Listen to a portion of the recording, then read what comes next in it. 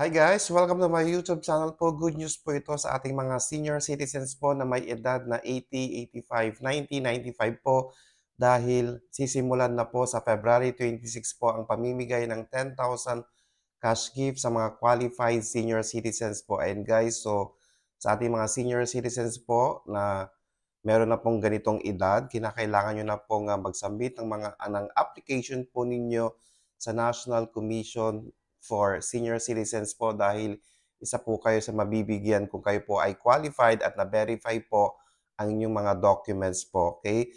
Magsisimula na po by February 26 po ang pamimigay ng 10,000 cash grant or cash gift po sa ating mga seniors na may edad na 80, 85, 90, or 95 po, kung kahit na kayo po ay nakatira abroad. Okay? Kung kayo po ay qualified, makaka-receive po kayo nito. Okay? So, sa ating mga relatives po na may mga seniors po, pwede po kayong mag-apply sa online po or pwede po kayong pumunta sa pinakamalapit po ng Office of Senior Citizen po sa inyong munisipyo po para kumuha ng form.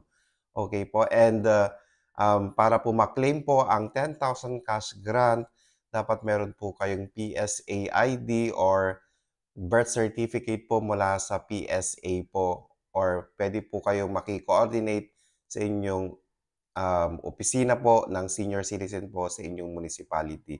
Please do not forget to subscribe, like, and share para po lagi po kayong updated sa ating mga videos. Maraming salamat po and stay safe. Bye-bye!